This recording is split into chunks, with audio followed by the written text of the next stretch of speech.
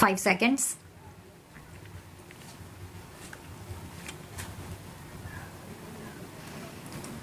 We know from experience that democratic societies which guarantee individual freedom and tolerance of dissent provide an environment most conducive to create endeavor and the establishment of socially just societies.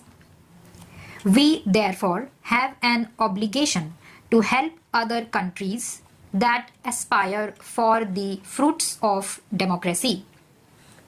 Just as developed industrial countries assist those that are less developed to accelerate development, democratic societies with established institutions must help those that want to strengthen democratic values and institutions.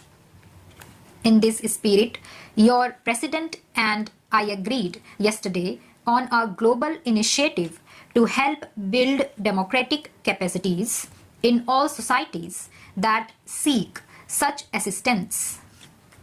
The capacities which have in mind are those related to the electoral, parliamentary, judicial and human rights process of emerging democracies. Respect for cultural diversity, minority rights, and gender equality is an important goal of this initiative. Democracy is one part of our national endeavor, development is the other. Openness will not gain popular support if an open society is not a prosperous society.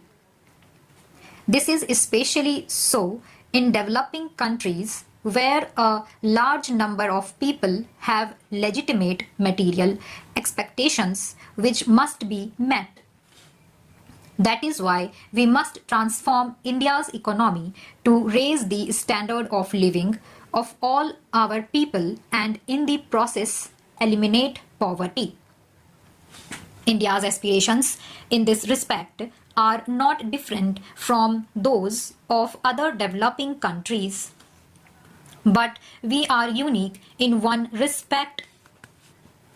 There is no other country of 1 billion people with other tremendous cultural, linguistic and religious diversity that has tried to modernize its society and transform its economy within the framework of a functioning democracy.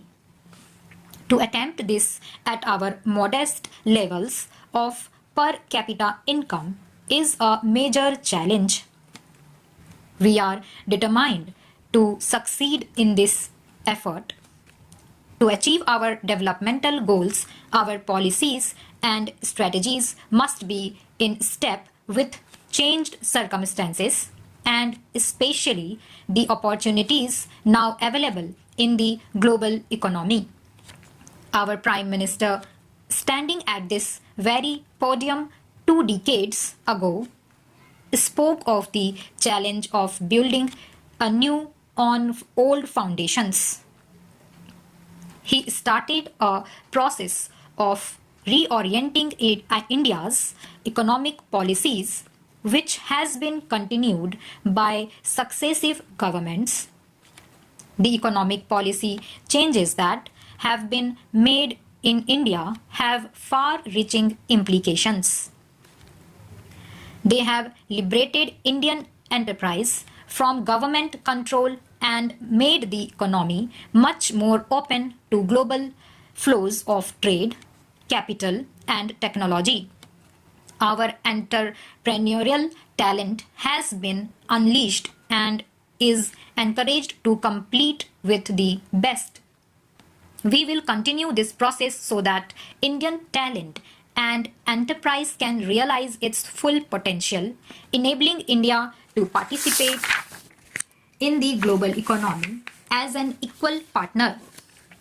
We are often criticized for being too slow in making changes in policy, but democracy means having to build a consensus in favor of change. As elected representatives, you are all familiar with this problem. We have to clear the doubts and calm the fears that often arise when people face the impact of change. Many of the fears we have to address are exaggerated, but they must be addressed. This is necessary to ensure sustainability. India's economic reforms must be seen in this light. They may appear slow, but I assure you they are durable and irreversible.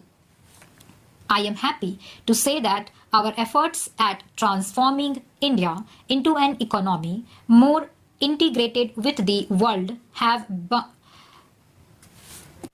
borne fruit. Our rate of growth of GDP has increased steadily and has averaged around 6.0% per year over the past 2 decades. Poverty has declined, although more slowly than we would like.